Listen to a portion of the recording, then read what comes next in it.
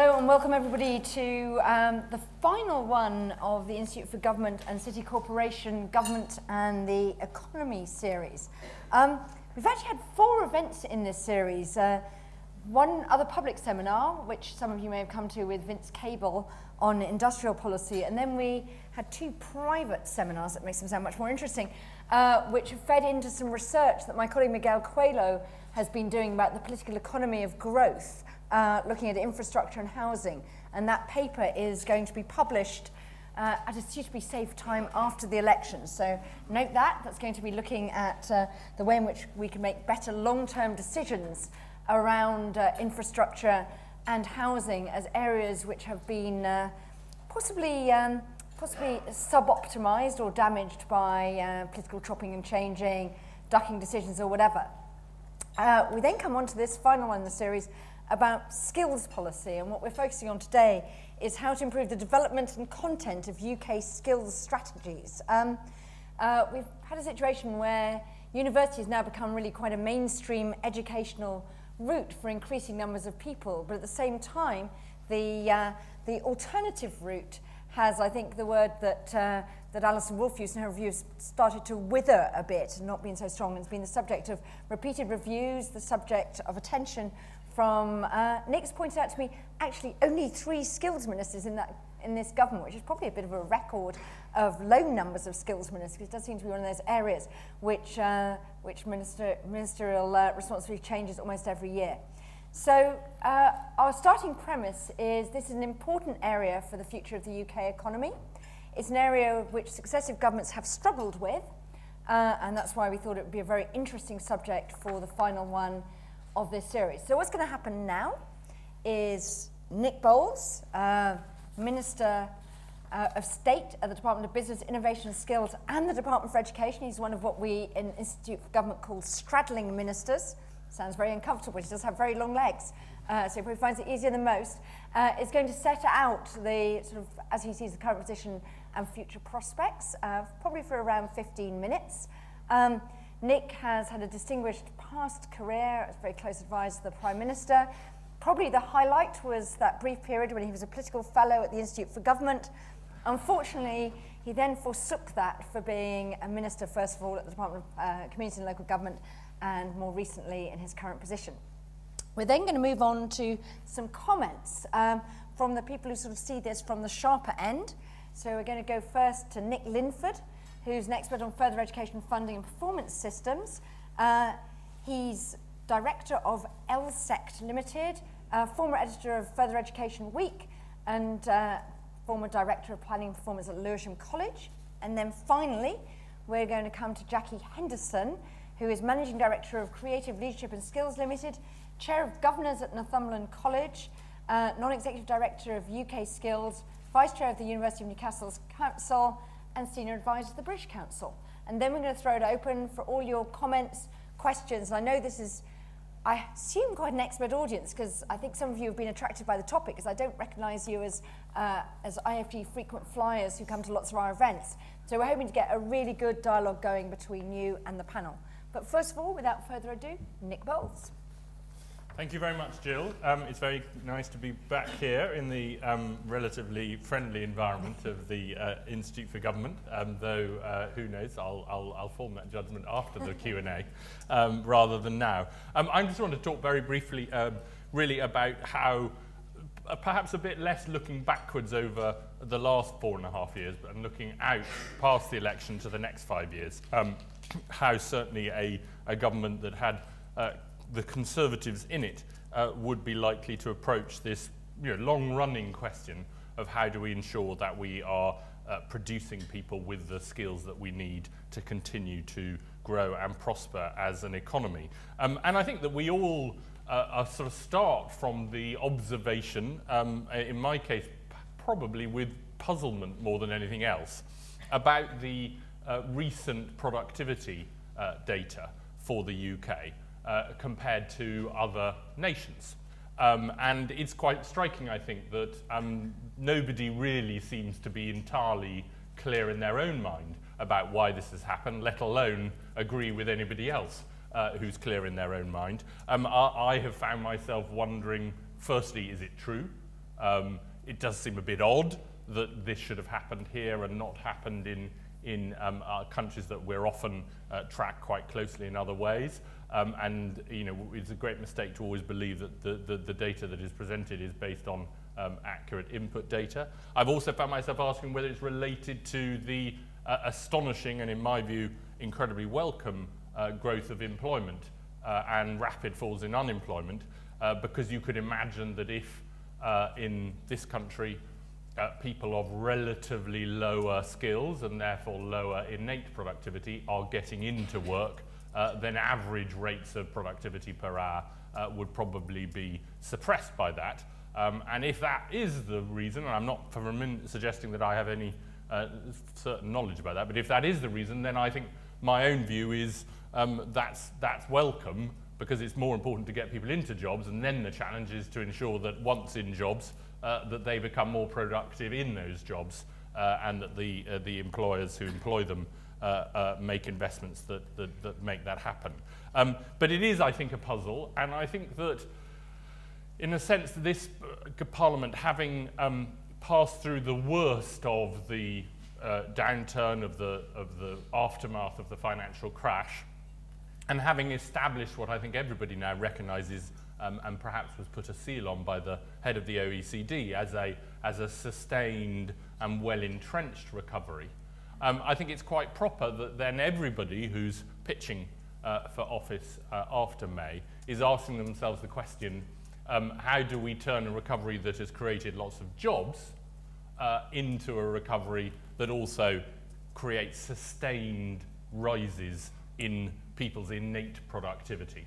Because we all know that in the long run, rises in incomes can only flow from sustained rises in productivity.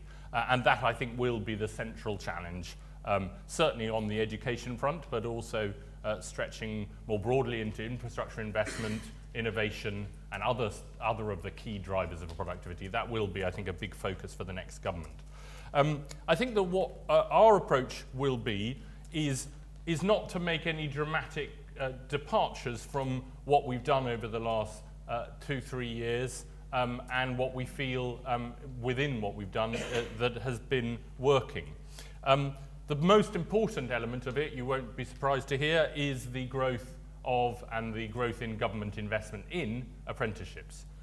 There was data that was released in December by the Biz Department that I thought was absolutely compelling, which suggested very clearly that 3 to 5 years after completing a level 2 apprenticeship, the average income of that individual was 11% higher than if they had not done the level 2 apprenticeship, and a level 3 apprenticeship 3 to 5 years later, it's 16% higher. Other kinds of further education courses, full-time courses in FE, do also have a positive return, but much, much lower, of the order of 1, 2, 3, 4%. And we know that over the lifetime of apprentices, that a level 2 apprenticeship increases lifetime earnings on average between, I think it's about 75 and 105, something around there, £1,000. And a level 3 apprenticeship is then a lot more than that.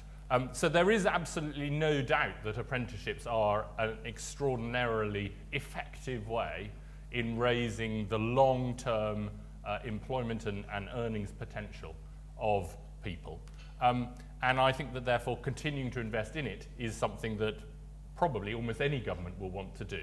The question then is, what are you investing in and what are you trying to do?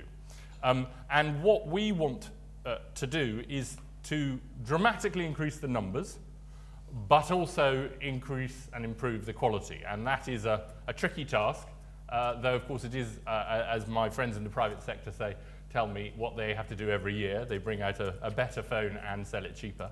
But nevertheless, for all governments and policies, it's quite a tall order. We've got to extend apprenticeships as we've done. They now have to be more than 12 months. So we want all apprenticeships in the future to be at least 12 months. We want to, I mean, I like to think of it like in its rather simplistic terms, like a ladder. And we need to add some rungs to the top of the ladder, of the apprenticeship ladder, And that is why we've been working quite hard on the development of degree-level apprenticeships, so that even if you're coming in at level 2 or 3, you can see a perspective that means that you actually can end up with a degree, you can end up absolutely on the same terms and competing on an even playing field with people who have taken the full-time degree at university route. So extending that ladder, increasing the number. How are we going to increase the number? Well, the main way we've got to increase the number is by persuading more employers to hire apprentices. It's striking to me that in, I think it's now nearly 10 months as the minister, I have never met an employer who said, well, we used to do apprentices, or we tried doing apprenticeships, and we stopped. You never ever find that. What you find is lots of people who are reluctant in advance. They think it's going to be very time-consuming or bureaucratic, or take up a huge amount of management time to deal with a young and unskilled and inexperienced apprentice. But once they have gone over the line, once they've actually started creating apprenticeships, it almost universally, whether a small business or a big business, becomes an integral part of the way in which they are managing the growth and the development of their business. So my task, and the task of whoever is doing my job after May, will be to try and persuade more employers to invest in creating apprenticeships. And that is why we put a lot of focus on the idea of trying to put the employer more in control of the process, while on the other hand not burdening the employer with reporting requirements and regulations that would actually put them off.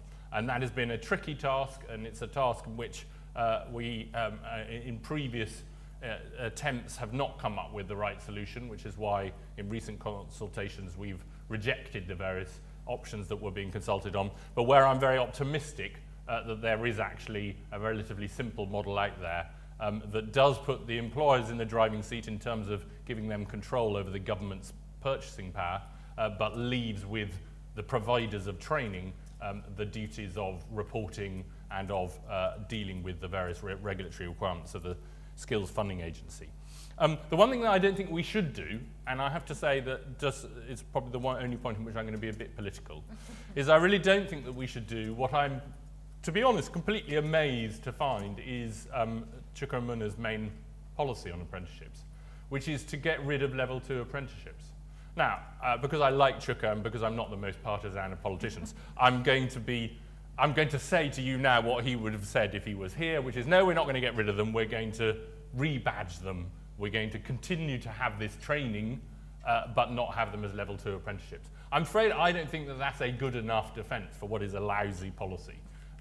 The reality is that bricklayers, site carpenters, a huge range of trades are hugely dependent on level 2 apprenticeships. And the people who take them in part because they know that they're doing an apprenticeship, and an apprenticeship has value and it increases their income, and it's a great way to go on up. And yes, of course, one hopes that they will, most of them, move on to level 3 and possibly even higher than that. But that level 2, if we return to my image of the ladder, the level 2 is an essential bottom rung of a ladder, and it helps precisely no one to remove the bottom rung or somehow downgrade it by rebranding it and saying it's not an apprenticeship. And the extraordinary thing is that it's almost the only policy idea I've come across which has been slammed equally by employers and training providers. So I think that there must be a clue there as to why it is a bad idea. Where, of course, they're right, and we agree with them in the opposition, is that retaining the bottom rung of the ladder isn't an excuse not to add the rungs at the top. And the investment in higher apprenticeships and degree apprenticeships is vitally important. That's probably enough on apprenticeships, and obviously happy to answer any questions. The two other elements that we've been focusing on, which I think are key and will remain key, is firstly English and maths. The requirement that everybody gets a grasp of English and maths, I think, is very important and is quite a dramatic change, so that, as you know, we now require everybody to carry on studying English and maths until either they get a C in GCSE or they leave full-time education at the age of 18 or 18 and a bit. And that has placed a significant burden on colleges, which I have to say I'm very impressed by the way that they've responded to, with the help of the Education Training Foundation and others. But it is absolutely the right thing to do, because those are the fundamental sort of passports to any opportunities. You are literally shut out of everything if you do not have a decent grasp of English and maths, a decent level of literacy and numeracy. That does not mean, though, in my view, that the only thing that counts is a GCSE. Anybody who could possibly get a C in GCSE of English and maths should be encouraged to take it and even retake it if they have a reasonable chance of getting it, which is why we said that anybody who got a D should retake it. But we need to recognise that a very large number of people are not going to get even a D in GCSE English and maths. We should not give up on them, and we should not relegate them to a low quality qualification that commands no respect. And that is why we have asked the Education Training Foundation to do a review of functional skills qualifications, because I'm absolutely insistent that we must be offering young people who are not going to go down the GCSE route successfully another qualification that they can feel proud of, that their parents are proud of, that employers understand and rate and are willing to hire people on the basis of. I actually think that the functional skills qualifications, some of them are pretty good, but I think that we could improve them, and we could improve the recognition of them, and also probably improve the brand of them, and that is the work that I've asked the Education Training Foundation to do, and I hope that that will play out over the first year of the next Parliament. Finally, it would be wrong not to say something about the official FE sector, the further education colleges and the like, because they have faced a hugely challenging set of circumstances, many of them the product of decisions by government and by ministers about funding levels as well as other demands on their time. And I do want to pay tribute to the way that the vast majority of them have responded to that and have seized opportunities, have diversified their activity and their income streams, have followed the money into apprenticeships, and thereby managed to ensure that they're doing things of really high value in their communities. I think that we need to recognise that the landscape of further education colleges is unlikely to be stable in the next Parliament. That we are going to need to see some more intelligent planning of which colleges are linking up with which other colleges, of which colleges are specialising in what particular areas of expertise, because not every single college in the country is going to be able to afford to invest in a high-tech manufacturing facility to be able to support the apprenticeships in that area, as well as a digital speciality and a social care speciality and an animal care speciality and the like. You'll have all observed the agreement reached between the Chancellor and Greater Manchester authorities, and a key part of that, and it was a very key ask by the Manchester authorities, was that they should have the commissioning power for further education sector, which is a power that currently sits, I guess, with me through the FE Commissioner. I wasn't just happy to agree to that, I was absolutely enthusiastic about that. I think it's incredibly important that local economic partnerships and combined authorities do take a more active role in working out where provision should be specialised and where investment should be made. And I would expect that model to become a model that is much more widespread after the election if there is a Conservative government. Thank you. Nick, thank you very much. A lot of food for thought there. I might ask one or two questions of Nick before we pass it on to you, but think of all of the questions you want to ask.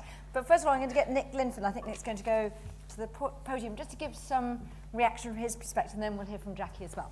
So, Nick Linford. Thank you very much, and thank you to the Institute for Government for the invitation to respond. I was asked to respond to what Nick said, but didn't know, had no inkling, had no idea what it was going to be. Obviously, some familiar messages, so no major surprises, but I thought I'd start by responding to a few things and then putting in some of my own thoughts as well. Firstly, it was really good to hear a slight change in rhetoric, maybe, partly perhaps because it's a knowledgeable audience, but too often I think when we talk about apprenticeships, and I'll come on and explain why I think most of what I'll be talking about is apprenticeships, we talk about the numbers. And I was really pleased to hear the emphasis from the Minister there on quality. And we do have a problem as far as apprenticeships are concerned on the quality front. You'll regularly hear people talking about apprenticeships being almost misty-eyed, you know, the more of them, that must just always be a good thing. But in fact, who is it that should be on top of monitoring quality? Well, we have an independent watchdog. We're all paying for Ofsted to do their work. And in December, they described the quality of apprenticeships as still not good enough.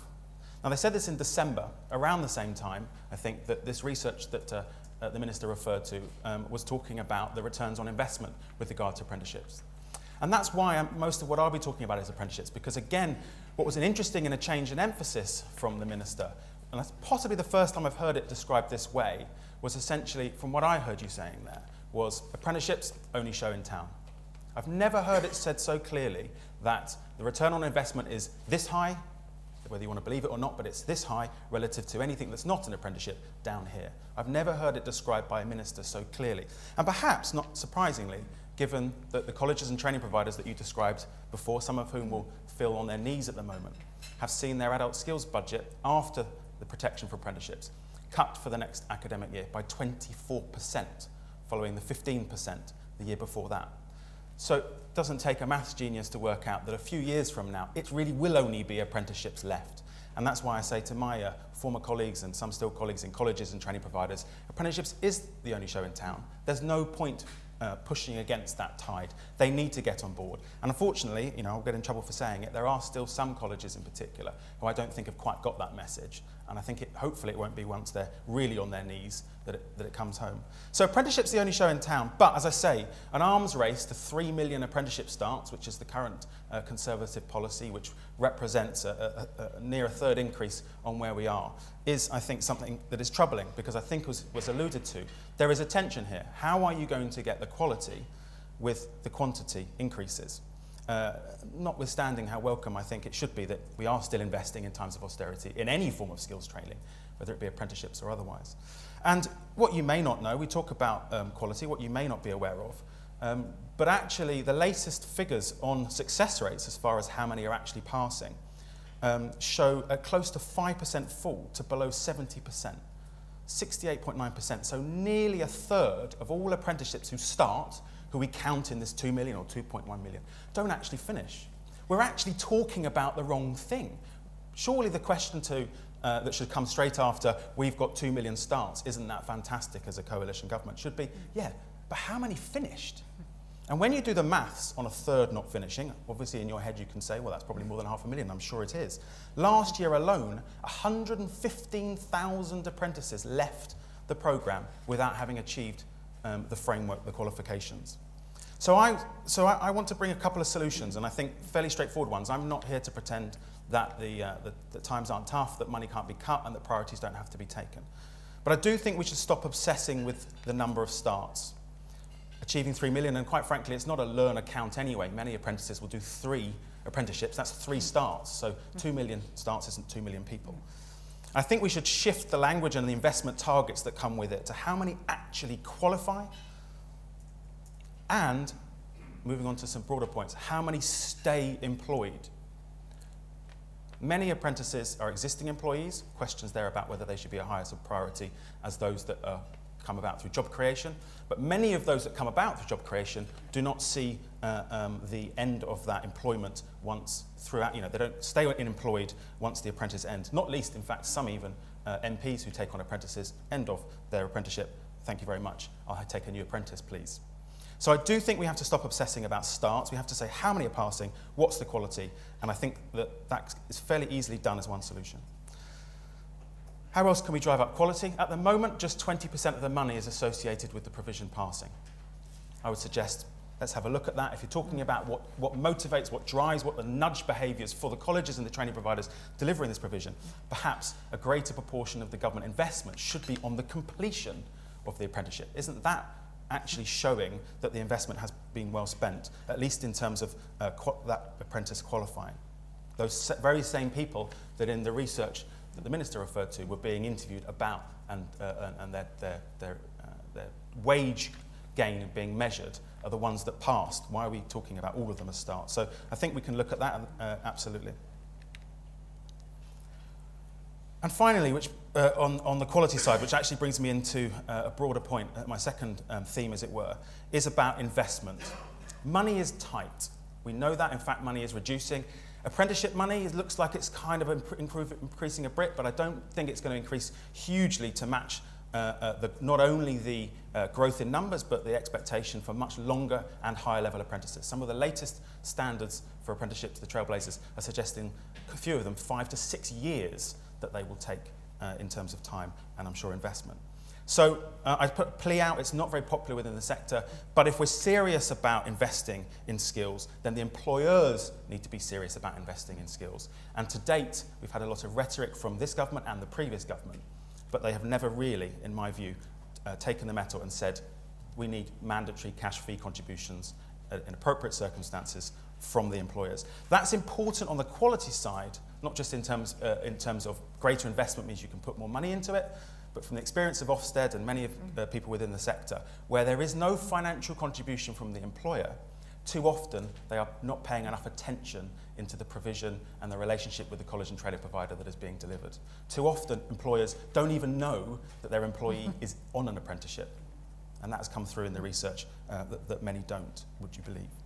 So I am absolutely behind the government's plans to introduce mandatory cash contributions. I am concerned that it wasn't something that the minister mentioned, and that in previous occasions he has shown his concern about the introduction of the cash contributions, which was a policy suggested by the former minister. So I would plead to the minister to really, I would suggest, perhaps push back against the tide of the sector. Again, perhaps not a popular thing to say, but actually continue to pursue a policy of mandatory cash contributions from employers who, quite frankly, if they're getting that return on investment, should want to invest and should be able to invest.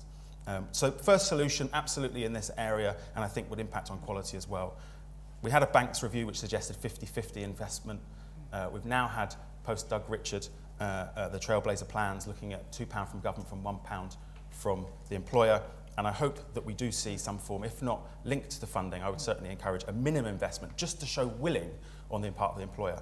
And quite frankly, how is it even possible that you can deliver a high quality apprenticeship on 30 to 40% of the money that the government anticipated you were going to earn? That's what a college or training provider is taking from the government, and only that if they're not also collecting contributions from the employer, and many don't. So I fail to see how, without employer contributions, I'm saying, we can have that high quality and start turning around what is, I think, quite an appalling success rate, where more than a third, as I said earlier, do not successfully conclude their apprenticeship. Finally, it leads me on, so I've covered quality, absolutely important, and we need to be clear that it's definitely not good enough, and I look forward to seeing Ofsted's review on apprenticeships and hopefully more generally the delivery of skills-based provision. And I've talked about employer investment, and I put English and maths to one side, and I'm very encouraged by the government's insistence on English and maths. My only caveat to that would be, and almost I think a pushback to the government to be careful of, is while ever pushing more and more apprentices and other individuals into the English and maths route, what happens? What's the safety net where the college or training provider says, ooh, that's a bit tricky, I won't take the learner that needs the English and the maths?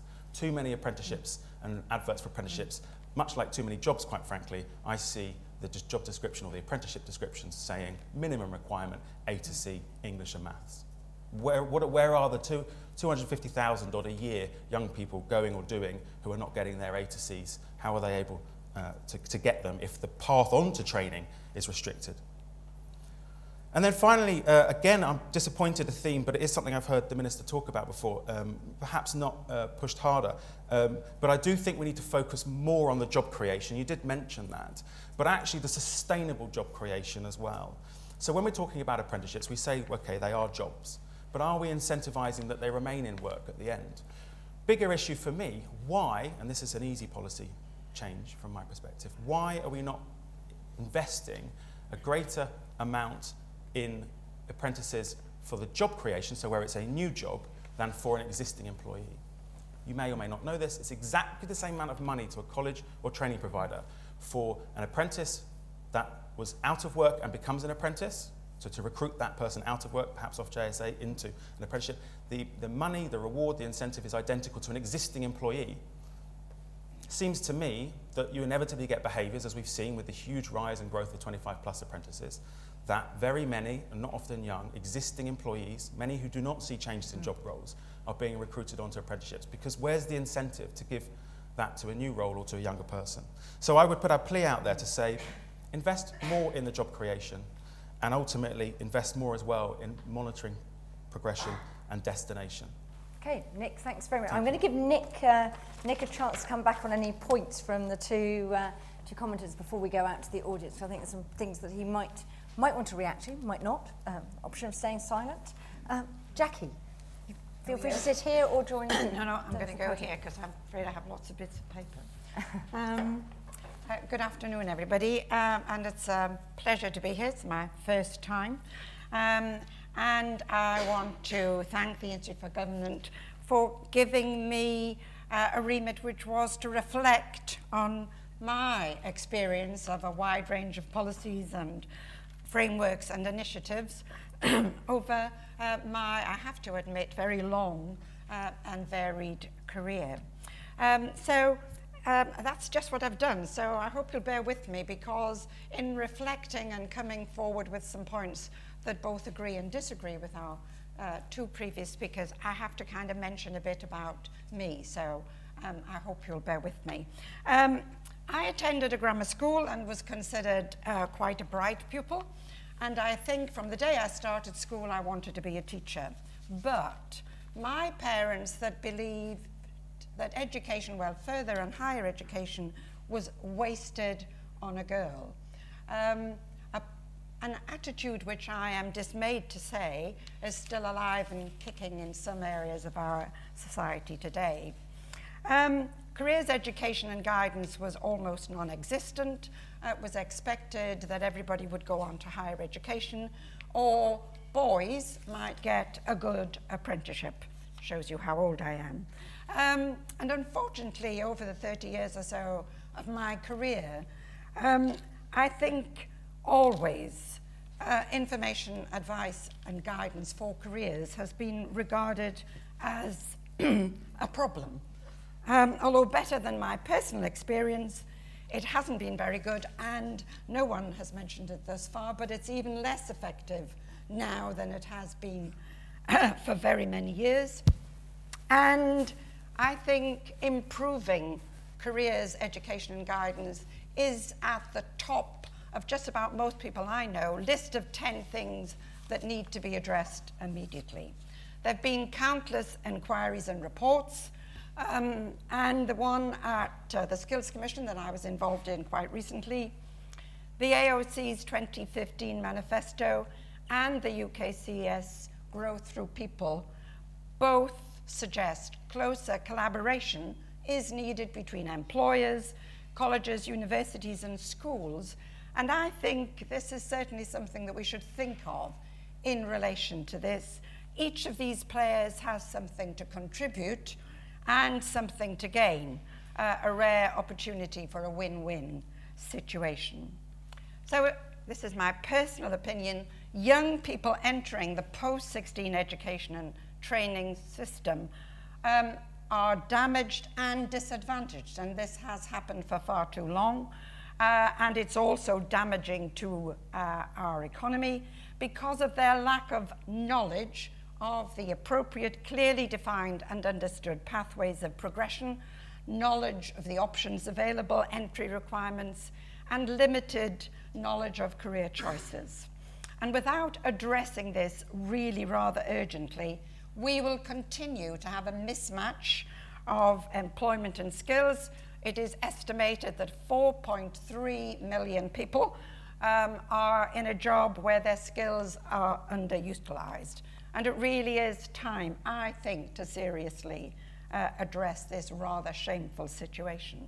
When I left school, there were plenty of jobs for young people with no qualifications. I was lucky enough to go into the Department of Employment, but it wasn't what I wanted to do, and so I enrolled as a student at my local further education college.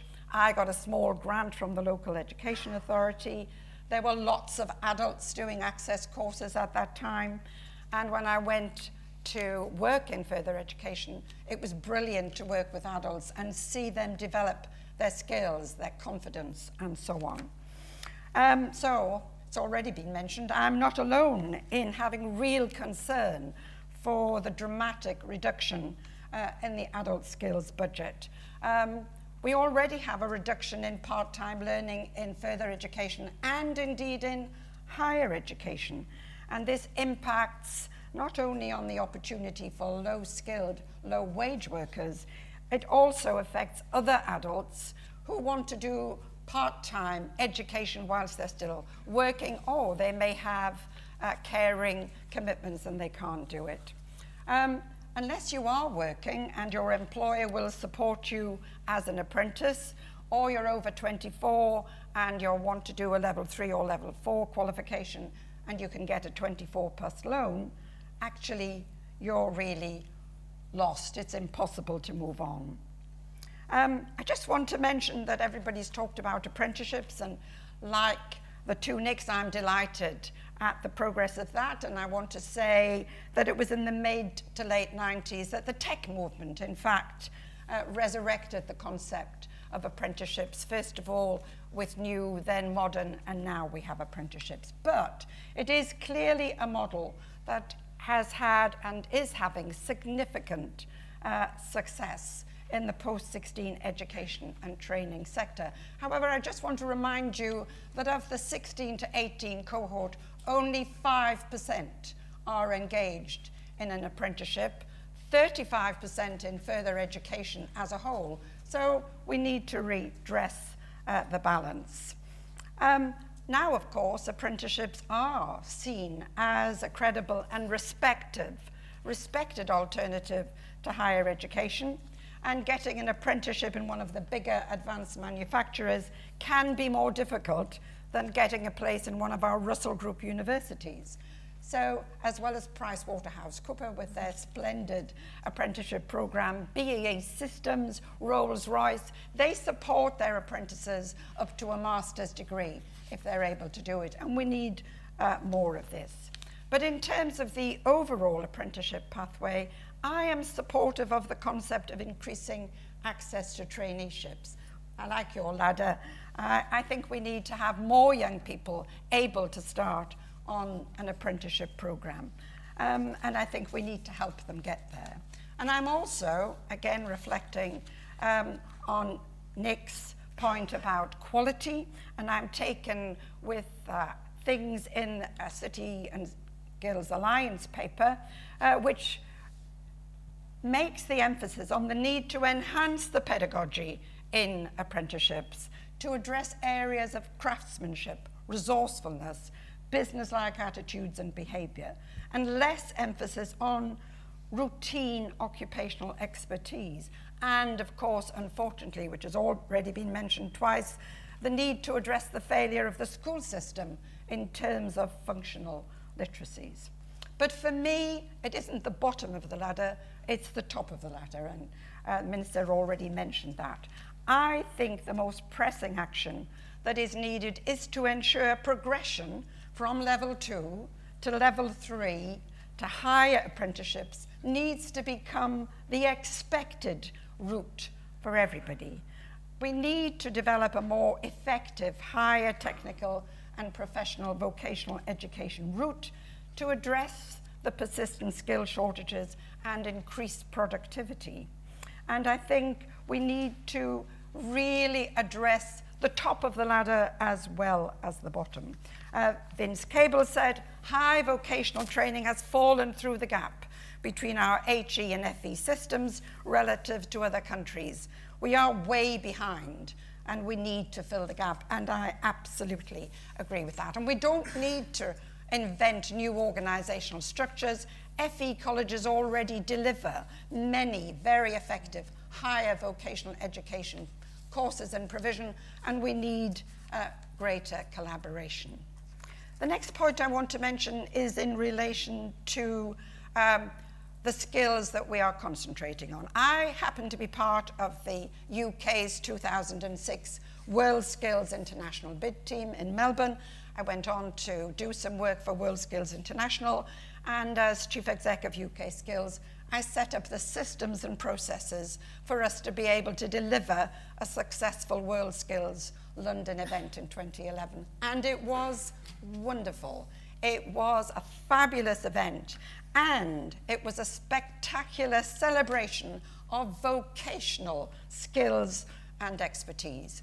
Currently, the UK hovers at about 10th in the world in terms of world skills competitions, which sounds quite good.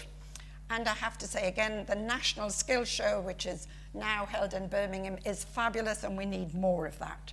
But if you examine the skills that we get our medals in, they tend to be in traditional craft areas. Cabinet making, bricklaying, motor vehicle repair. Not that I'm seeking to denigrate these skills, but in terms of world trade and competitiveness, we need to be upping our game across the newer, more advanced technologies and manufacturing. And we need to give more recognition to those who excel in vocational skills. I'm running out of steam now, I've probably gone over time, but I did just want to mention about the role of employers. I've worked in training and enterprise councils, which were definitely employer-led. And when they bit the dust, I turned the light out for all of the techs and then went to work for the Learning and Skills Council, which definitely wasn't employer-led. It was more civil service than business. And they too kind of ran into difficulties. I want to tell you I left 5 years before they were closed down, so I didn't have any responsibility at all for their demise. I absolutely agree that employers need to be and should be directing what skills they need, what level, attitudes, behaviours, and so on. I am a bit concerned, however, that we forget that it is the educational expertise in colleges and universities that is important to design and deliver what it is employer needs. And I'm even more concerned at the Minister's proposal that the employers get the money, but by the way, the colleges and universities will be the people who have to do all of the checking, form filling, and all of that. Hardly a fair situation, when indeed the total budget for further education is something like 4 billion, and you know, people are talking about spending an extra 3 billion on higher education. We have, I believe, quite a long way to go. Thank you very much. Thank you. Okay, Nick, are there any specific points from either, so Nick B, are there any points from Nick L or Jacqui that you immediately want to pounce on? Sure. Just 2 or 3 very quickly. Firstly, Jacqui, thank you for mentioning traineeships, which I didn't, and which requires me to slightly adjust my metaphor of the ladder, and level 2 is the bottom rung, because I actually want the bottom rung to be traineeships and then the second rung to be level 2. But I think it is the point still remains, is that we need to be helping people get onto that ladder and then helping them make their way up. I think traineeships has been a successful experiment. It started quite small scale on purpose. There's a great deal of flexibility in what can go into it, so we're not too prescriptive about what is the formal training that's in it. We're just prescriptive about the fact that obviously it needs to involve English and maths, and it needs to involve substantial work experience at the end. But I think it has worked very well, and one of the most interesting interactions I had was with an employer who had identified some young people who they thought would become good candidates for an apprenticeship, but weren't ready yet. And the employer themselves suggested to the college, this was in West London, that they should do a traineeship and then come back to them to the apprenticeship. And I think that's exactly what we want to see from them. Nick's point about employer contributions. I want to be very, I'm not going to be able to be is totally clear about where the policy is going to end up. We've got this pilot. The pilot is 1/3, 2/3. We're going to follow that closely, and I don't think any decisions on further policy on that will be made until after the election and a spending review. My position is very clear, which is that I absolutely think you need to have an employer commitment, co-investment, and I also think that you probably require in time an employer cash contribution. My nervousness is that if you ask me what my absolute number one problem is with apprenticeships, is it demand or is it supply? The answer is supply, not demand. All of the best apprenticeship schemes have way more applicants than they have. So this idea that people talk about, you've got to persuade middle-class parents, it's good for their kids to do an apprenticeship. Yes, fine, but I've got lots of applicants. Yeah. What I need is more employers to want to do them. And telling employers that I'm going to charge them a substantial amount of cash up front, as well as employing somebody who's never worked in a place of work before, and paying them when they're probably not going to be very productive for a year. That is something that makes me very nervous. So what I'm trying to get hold of is I want to have the frog in the pot of cold water and turn the heat up slowly.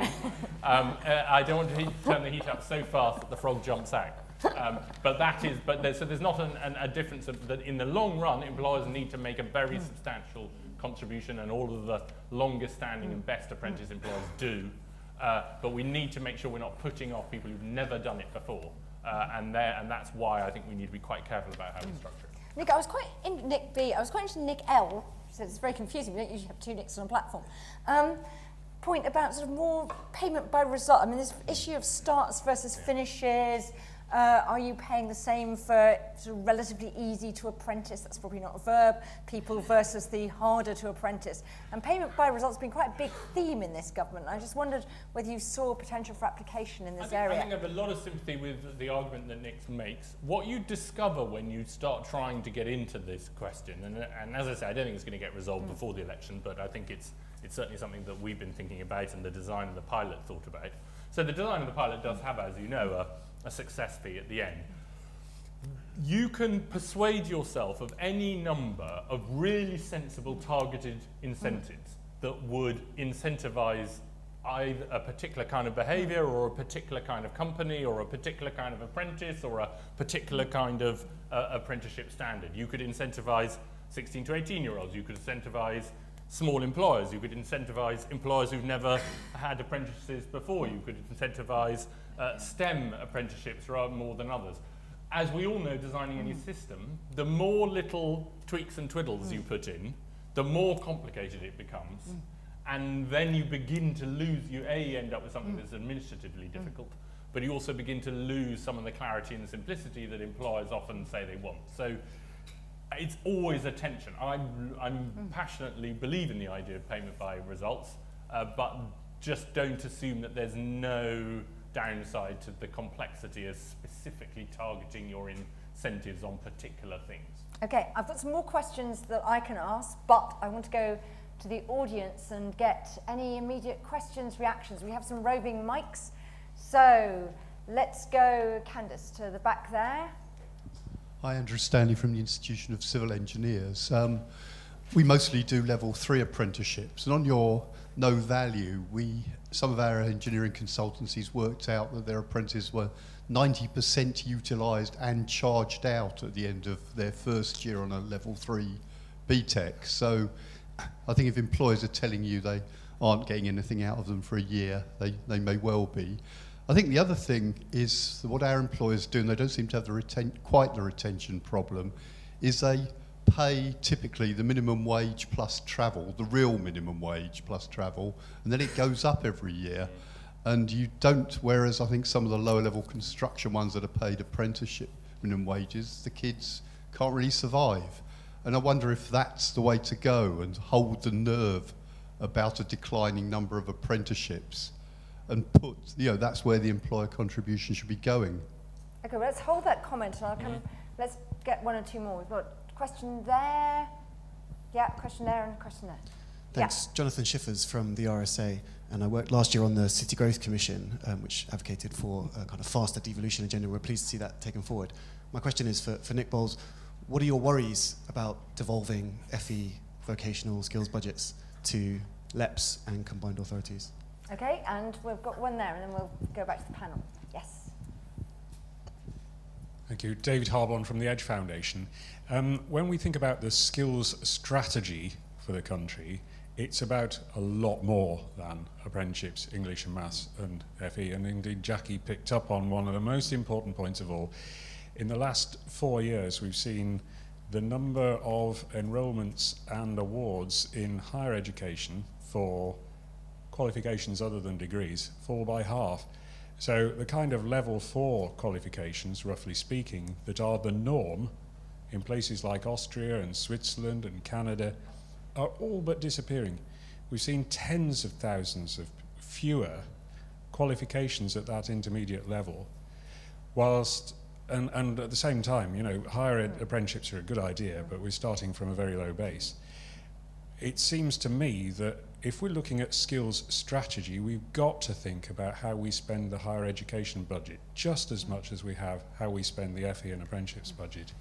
Okay, so I think that's really interesting ones, the possibilities and threats in devolution, decentralisation, the sort of need for a sort of more comprehensive view, and actually the sort of employer reaction, the sort of payment, and the sort of real life of being an apprentice. I think it's comment there. Nick, do you want to go first? Yeah.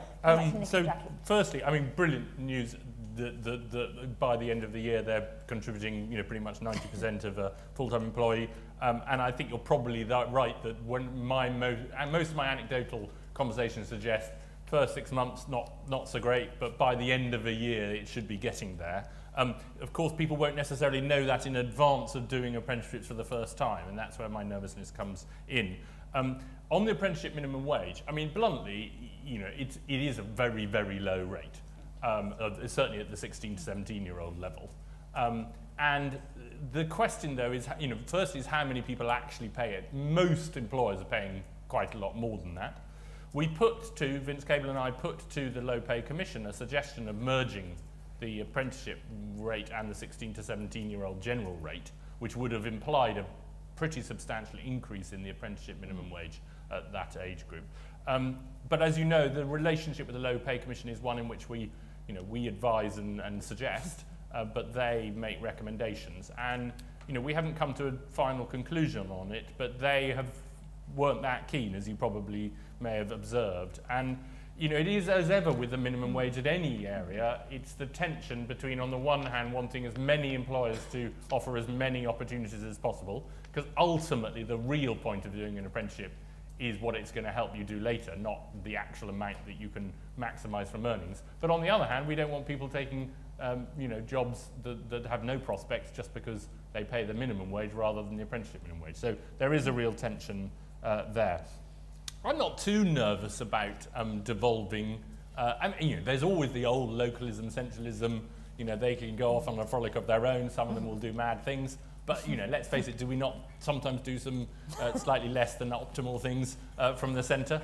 I sort of feel like probably we do. I just think that the key thing for me with devolution, which is why I'm such an enthusiast for the deal that the Chancellor's put together with Greater Manchester, is firstly that it's got to be devolution to the right scale, and for FE it clearly is a sort of economic region that should be the determinant. In other areas it would be different things, but for FE it clearly is that.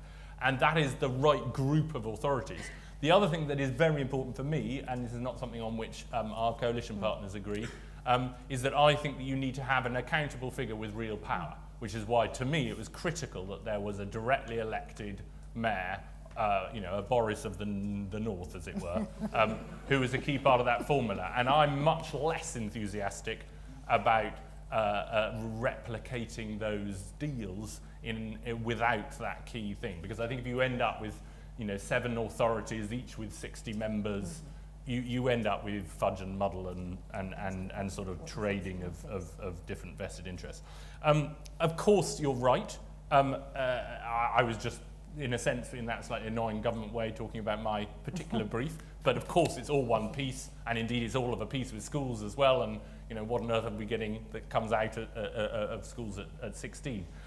My main observation would be this. Number one, I would not be spending £2.7 billion of money that we don't have on making higher education for the more successful graduates cheaper than it otherwise would be. I think that is a shockingly bad idea. Number two, I do accept, and I know that Greg takes very seriously the concern about part-time degrees, foundation degrees, these other.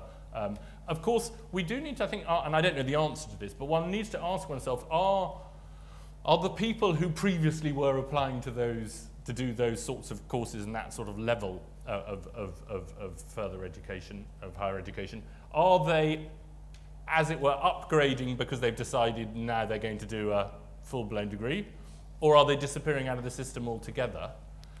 Given that the numbers overall of applicants to full-time degrees has gone up, I think it's a reasonable question to ask, because I don't have a problem with people deciding to actually go further. What I do have a problem with is people deciding not to go into it at all because they're put off by the borrowing requirements and also the institutions. Some people have said to me, I mean, as I say, I'm not universities minister, but some people have said to me that the institutions, the universities themselves, often seem to find it easier just to deal with, you know, full-time bachelor programs, not to be entering into the other stuff. So I'm sure that's stuff we need to look at. But I don't personally believe that higher education needs any more public subsidy. I think we've got a structure of financing that is working, that is fair, that only charges people if they get themselves into a position where they are able reasonably to pay over a relatively steady and long period, and I think that's what we should stick with. So Jacqui and Nick, I'm really interested in your take on whether you see devolution, the Devo-Manc, as it's attractively known, sort of proposal as an opportunity or a threat, and quite how you think that. I mean, you had the opportunity in the North East, didn't you, to go for the Regional Assembly under John Prescott and said, oh, no thanks. So I just wondered to what extent you thought that was actually going to open up new vistas or be a recipe maybe for even more chaos. Yeah, personally, I think I'm comfortable with the LEPs being asked to have local enterprise partners more say over the further education budget. In the North East, we don't have an elected mayor, as you quite rightly say, and our local enterprise partnership has had its differences, the private sector and the public sector for the 5 local authorities. However, in some respects, having some real money and proper responsibility, I am optimistic will bring them together in a much more effective way than perhaps they are at the moment. I have some difficulty with a kind of localized or regionalized budget, because for some young people, they will need opportunities to do things that are not available, perhaps in the North East, and are they going to be penalized for wanting to do something a bit outside what the regional employers want? So, and I am also concerned that I think local enterprise partnerships are certainly lean and mean in the North East, and without enough resource and enough expertise to deal with this, we could end up in a sticky situation. Nick, so where do you come down on this? I've been quite concerned with the kind of the rise of the LEP as a solution to, a new solution to localism, and for a number of reasons. Firstly, even if we were to give them the money, which it looks increasingly like it's not happening, apprenticeships is a national programme, that's not going. It looks like Europe is saying ESF, no thank you very much.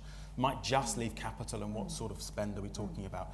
And strategically, with LEP boards, you know, how clear are we about their transparency with regard to where the money goes? Aren't boards LEP boards by design made up of those with a vested interest in how the money is spent, which isn't always where it's best utilised and most efficient? So I think as far as the LEPs are concerned, I guess what could scupper the whole thing is that even if they were to get the money, who wants to be told, well, you can have the money, but it's 24% less than it was last year, so you can take the blame as well? I'm not sure LEPs want the money. I'm not sure they want the administration that comes with it. I think the Skills Funding Agency will probably get that farm back out to them, and we'll end up with another tier and another top slice from a limited pot. Yeah, I think there's a slight confusion here, because there's the LEPs who've been given control over the capital, FE capital, and I accept that you may have a different view on that. But then the Manchester deal isn't a LEP deal. The Manchester is the Greater Manchester authorities are creating a combined authority, which will by 2017 have a directly elected mayor, and where the Assembly will be the leaders of the other authorities, what we should have done in London in my view, but anyway. So that will be a properly, you know, accountable, transparent authority with powers much broader than just FE. And I think that is the devolution deal that I find most exciting. The capital devolution to LEPs I think is a worthwhile thing, but I think the real game is the Manchester deal. How many other areas? I mean, are we talking well, about... we've got Manchester so far has come for it. London presumably is knocking on the door. Sheffield has got a sort of slightly diluted version of it, but I think after May, depends who's in government. But certainly, and as you'll have seen, you know, the Greater Manchester deal are now going to have health and social care as well. So there's a lot of momentum behind it, and I think a lot of other people, and I think that Jacqui was absolutely right. The one thing that can get these authorities, who, you know, like all the neighbours, have spent 25 years fighting with each other, to get together is the prospect of this, you know, of control over some real things that they've not had. As long as they can face the prospect of one elected mayor as opposed to 17 leaders, which has always been found. Now, Nick, you said something really interesting in response to David, which was, well, of course, I sat here and answered it from my siloed position as Minister for, I can't remember quite what string, anyway, skills and innovation or whatever, and equalities, or whatever your job title is. And you also mentioned that Chukwuemeka, reasonable guy, has some proposals, you don't really quite agree with some of them, etc. One of the things we're really interested in is for areas which really require sort of longer term perspectives that might run beyond one administration, even now that we have 5-year fixed term parliaments, whether there were any sort of institutional changes that might help make decisions in this area a bit more consistent, a bit more long term, or whatever, rather than sort of chopping and changing, and what happens to level 2 depends on whether it's you as Secretary of State after the election or Chukwuemeka as Secretary of State after the election. Of course, IFG has no view on this. I just wonder whether you thought from your experience, no, there must be a slightly better way of doing some of this. Jacqui mentioned all the institutional chopping and changing and stuff like that. I mean, I always find it interesting that the people who are always asking for long-term depoliticized decision-making are people who never stand for election. But there's a real point there, which is that, of course, ultimately, if you do go through the pain and grief of standing for election, when you get there, you kind of do want to be the person making the decisions and making the policy. But it isn't necessarily ideal, and in certain areas of life, like, you know, obviously, first and foremost, interest rate setting, but in other areas too, we've taken a decision collectively as a country to farm more of those out. The Labour Party have a proposal, I think, with regards to infrastructure that John Armitt has come up with, which is for something similar, which is again that there's a sort of worthy group. Now you do immediately run into Nick's problem about Letts, which is who are these people who elected them, how are they transparent, and aren't they just going to build roads near their factories, as it were?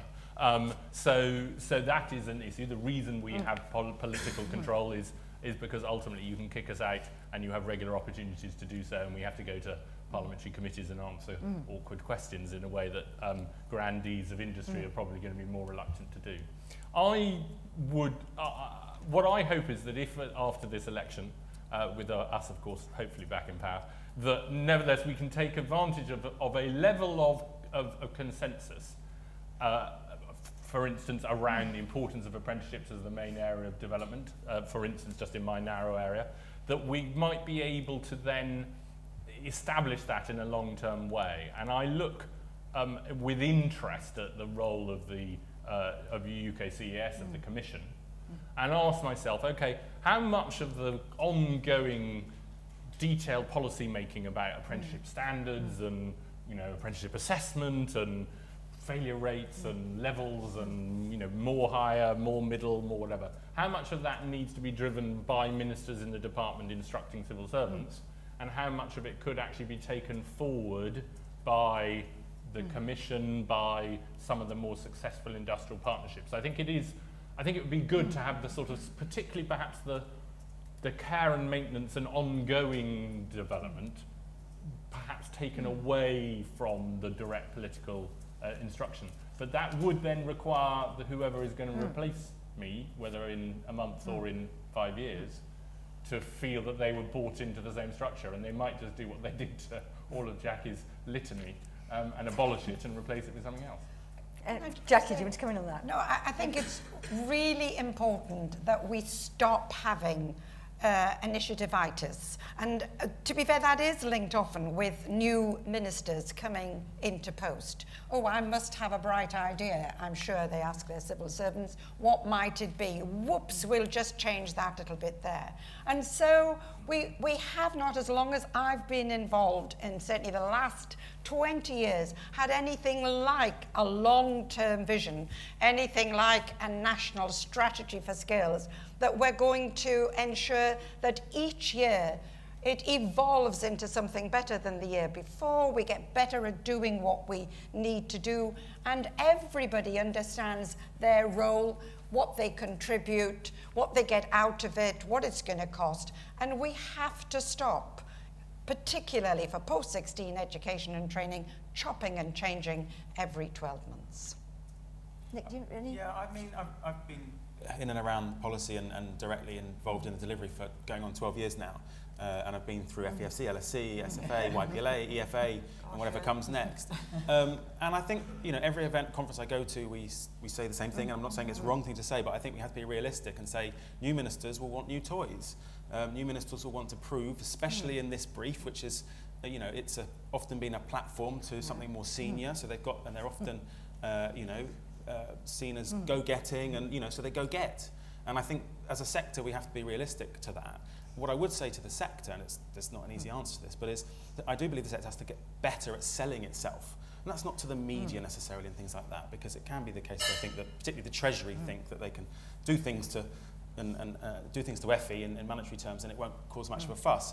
I think it needs to get better selling itself through things like accepting that destination data is a way to show the Treasury that you're having an impact. That the Treasury won't just look at success rates and go, well, look how many qualifications you've purchased, or we've purchased as a society. So I think the sector has to kind of drop some of the things that they've clung on to, and I know why, I understand why, and say, you know what, destination data, that's good for us as a business, as an organisation, to know where our learners go and if we can work with them again. And it's good to sell the success of that destination and progression, to say to the Treasury, if you do to us this 24%, or if as a government you do it to us, then you are going to see, you know, you're going to lose your £7 benefit for every pound you put in, or whatever the latest metric that's used is. That's quite an interesting thought about the potential benefits from having a sort of slightly lazy coasting minister who doesn't want to go anywhere. I've done precisely nothing much time. I've just literally continued everything that Matt did. So I hope I get a gold Anyway, star. let's go back and have some more. We've got some more hands coming up. If any women want to ask a question, that's allowed too, she said, rapidly. But until we get there, let's go here. My name's Matthew Trimming. I run a growth consultancy for tech firms. So it's a digital question, digital skills and digital training, which is sort of rocketing up the ladder of importance. And just your own department has done some interesting work through its own internal digital month with a training organisation called Freeformers, that for each corporate they train a 16 to 25 person for free. So the work that was done at the department ended up with a bunch of school kids being trained as well, and they're the people behind the Barclays Digital Eagles. So how important is digital skills over the next sort of 15 years, and what virtue is there in sort of diversity of training for those types of skills with the sorts of social model I've just outlined? Okay, let's take another couple. And so next to Kerry, and then Candice at the back. Robert Morland. I'm an IFG frequent flyer, so I'm going to use up my points. I'm also very welcome, Robert, a school governor and advisor to University of Gloucestershire. And also perhaps I'm good in the line of what Nick has just said, because I was an elected politician at one time. I have this question, which is quite simply, we've talked a lot about business, but is the public sector good enough about providing apprenticeships? I do hear the criticisms about government departments not doing it enough, about government owned industries, etc. And the second point is, as a school governor, my school is above the national average in terms of 5 GCSEs for maths, with maths and English, etc., etc.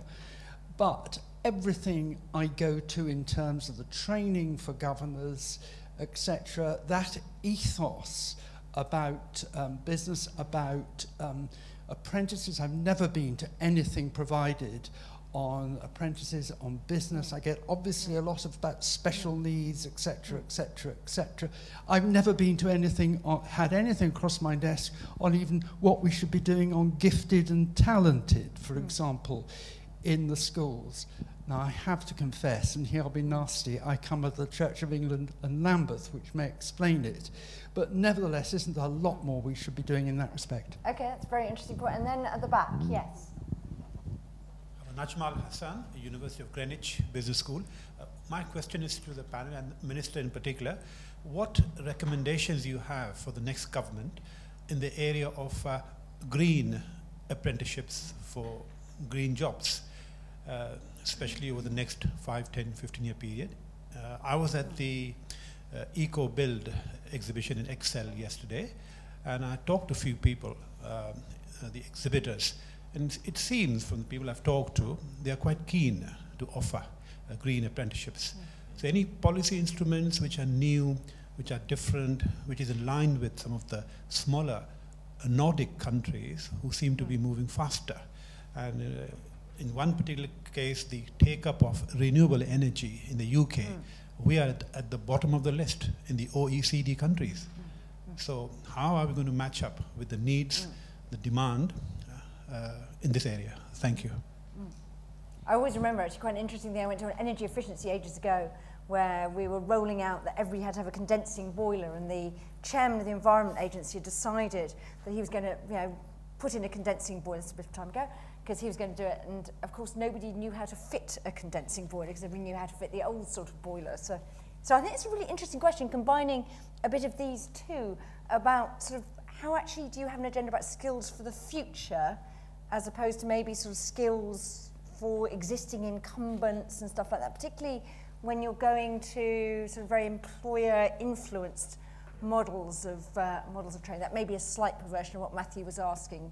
I think digital is important too. I can pick But I think it'd be really. So Nick again. So I think firstly the system is demand-led, and so if employers have a demand for people with skills and want to create an apprenticeship standard, we are encouraging them to come forward in groups to generate what we're calling these trailblazer standards. The employers themselves develop the standard.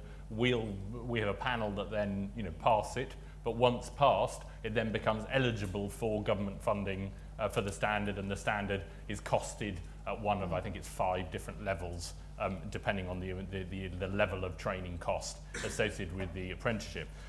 So to that extent, it's not, we don't sort of invest particular wadges of money in particular apprenticeship standards. We respond to the demand. But having said that, where there is actually a huge amount of demand from employers, both for the kind of skills that you're talking about and the digital skills. I'm interested in the green skills. What you find is that oftentimes it's not so much there aren't a specific set of skills for specifically green jobs. What you're finding is that a lot of jobs are having green dimensions, becoming ever more and more important. The most obvious one that just springs to mind is that you cannot possibly learn how to be a plumber now or a heating engineer and not be able to deal with ground source heat pumps, solar panels and every other range in between. You still got to learn all of the old-fashioned stuff, but it's integrated. And I think that you'll find that similarly. I was at a business where they have roofing specialists. A lot of their roofing products are now green roofing products, but you've got to learn how to do corrugated iron, but you also need to learn how to do sedum roofs and the like. So I think that's the way to think about the green ones. With the digital, we do the one area where we are backing in industries of the future, where the industrial strategy that we have suggests in the focus is in funding the industrial partnerships. And we have a particularly good industrial partnership, the Tech Skills Partnership, which has been very, very creative. They've created one of these first degree apprenticeships, which we're very enthusiastic about. The one observation I'd make, and it slightly relates to where I was this morning, was that I think with digital skills, it's a very different thing in a sense than, it's not a sector. It's actually it's going to become the language of life. Our hospitals are going to be digital, our schools are going to be digital, our buses are digital, our supermarkets are digital. Everything is going to be digital in some major respect. which leads me to think that while, of course, it's really important to be making sure that our computer science degrees don't have the highest unemployment rate of all of our degrees, which bizarrely they seem to do, and making sure that we have higher apprenticeships, actually, primary school is almost more important. And what I went to this morning was a Tech Future, I can't remember what it's called. It's a project funded by this tech partnership in primary schools, I think now in 1,000 primary schools, where they form a coding club.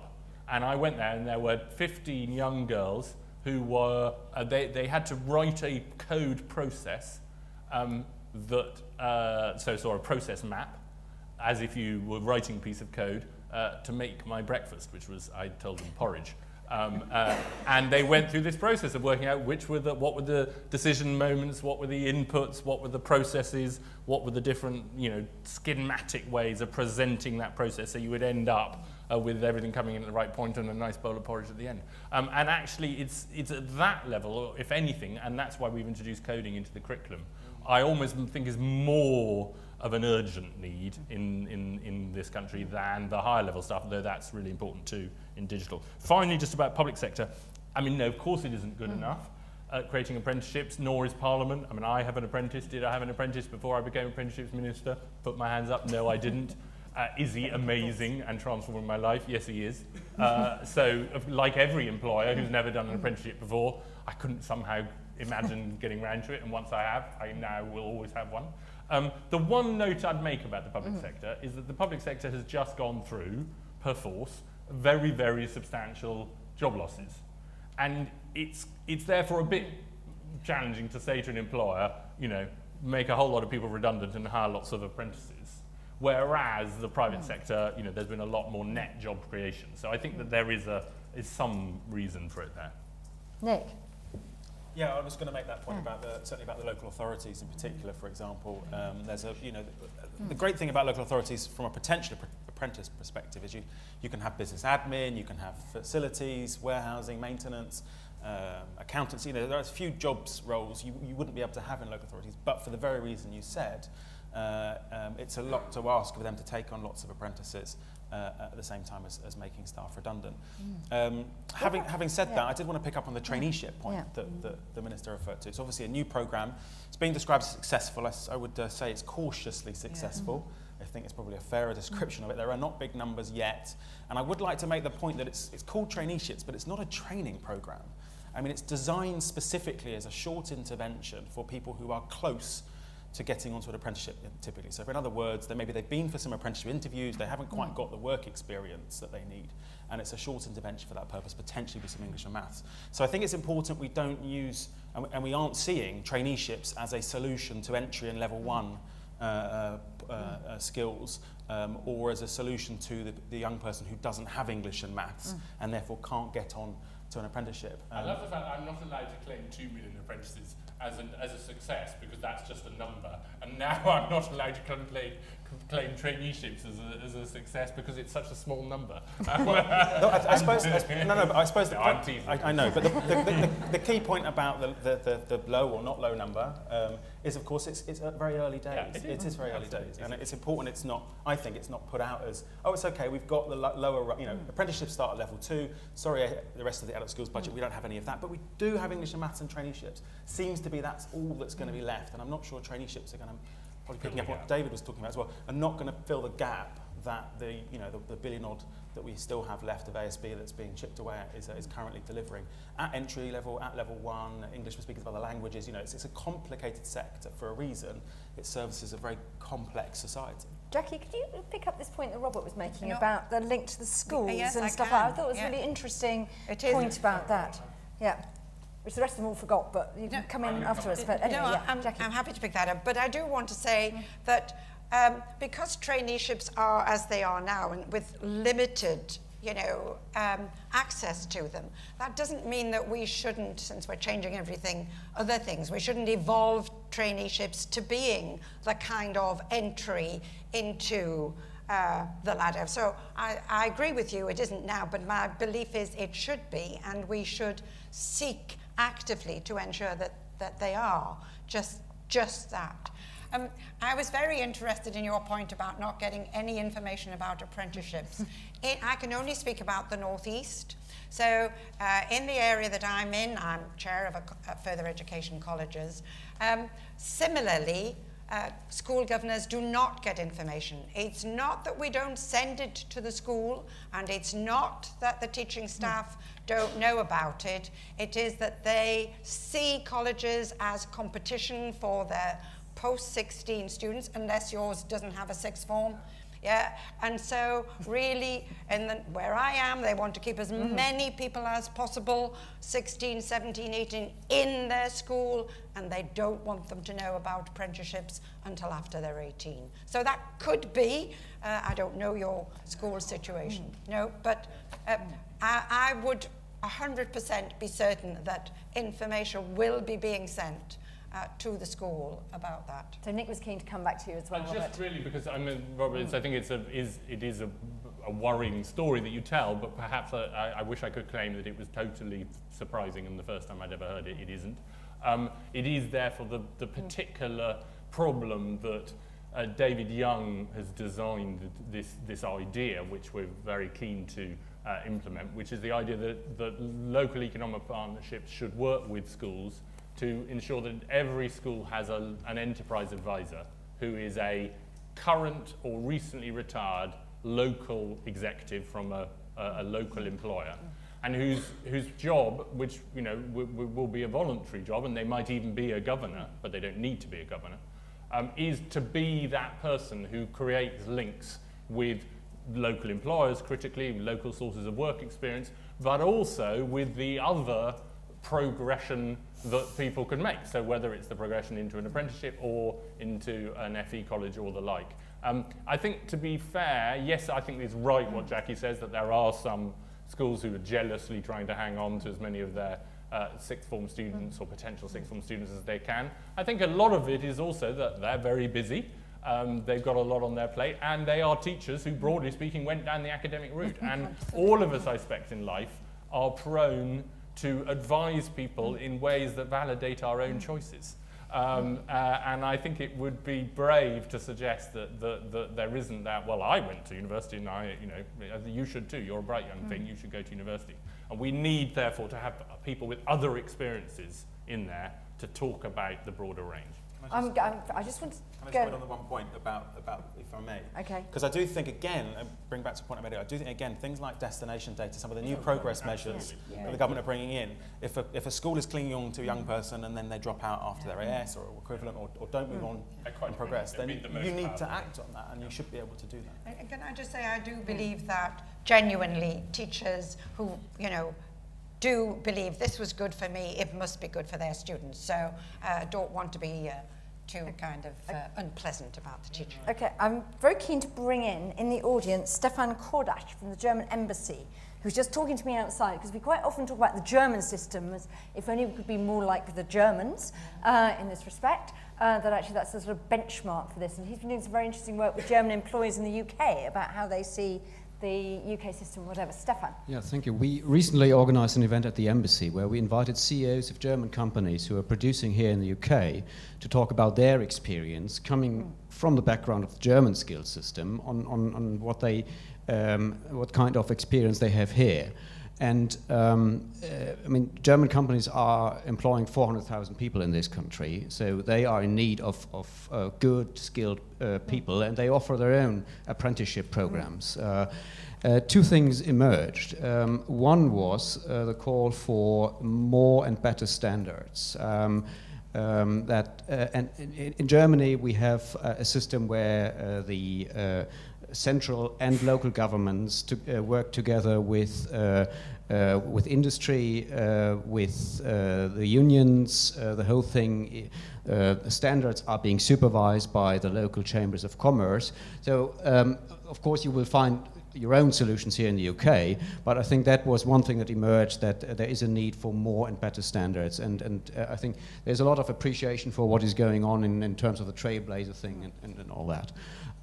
And the second one is the call for giving a better reputation to the whole thing, by strengthening the brand. Of course, companies like BMW don't have problems getting people for their apprenticeship programs, but of course they also want to ensure that their suppliers also have good qualified people, and they might have more difficulty in doing that.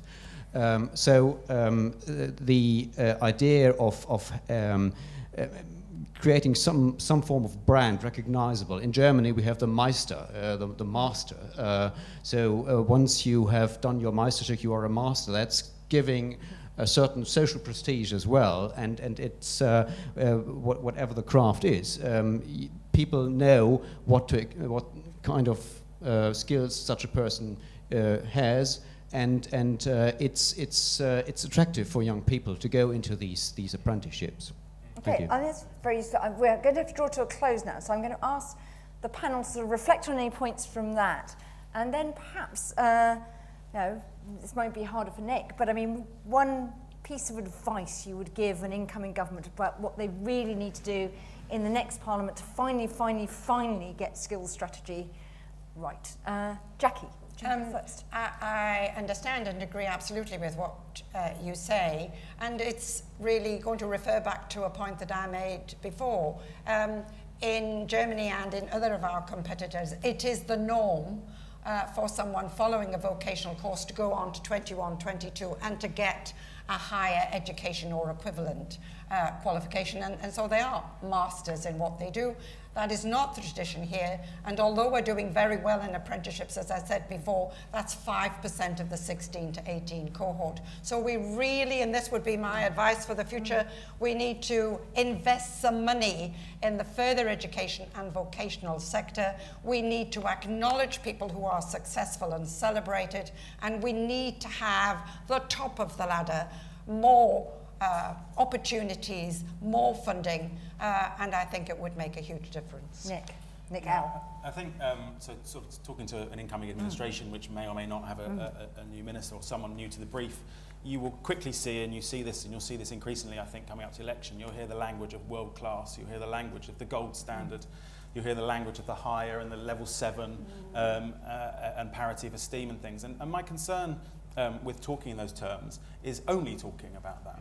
If you're going to introduce a tech back at level 3 with level 3 maths, fine, but are we investing and doing enough in the ladders to get people to that? If that is designed to be for the top 20%, what is there for the 80%?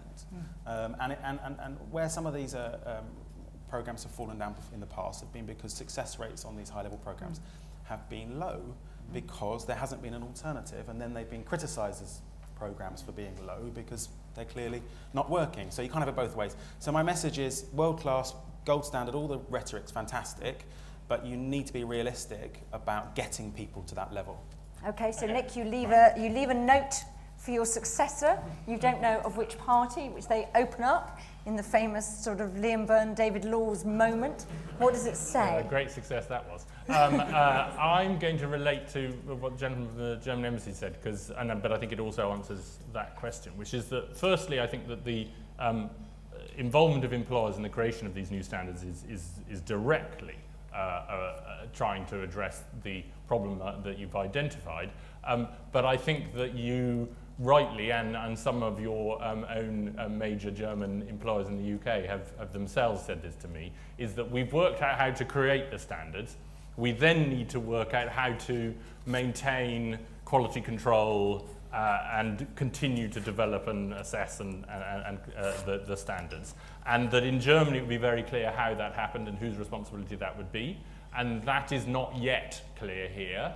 And it is, I think, that one of the key challenges for the reforms, to embed the reforms, is that for whoever is doing this job in 2 months' time, it needs to think quite hard about how do we do that. I suspect we're not going to have a sort of neat, uniform answer, which I think perhaps to some extent you have more in Germany with the local chambers of commerce. I think it may end up being a slightly different answer in different industries, but I think we need to know what a good answer looks like. On the branding point, I entirely agree with you, but I just have one note of caution also for my successor of whatever political stripe, which is that brand follows quality, it doesn't create quality. And the reason why the Meister brand has a great purchase and currency in Germany is because these were really good training programs that took people into really good jobs and they had really great careers. And we must make sure that we get that right first, and then the brand will become rather easier to make a currency. Okay, so many thanks to the City Corporation, City of London Corporation, for allowing us to put on this event today and indeed the rest of the series. Great thanks to our very excellent, very engaged panel. Many thanks to all of you for all the questions you've answered. I don't think I've been at an event where there's been so much nodding. It has to be said during different sort of speakers, not necessarily agreeing with each other, but I think we're extremely engaged and informed audience. So thank you all very much, and thanks to our panel for coming today.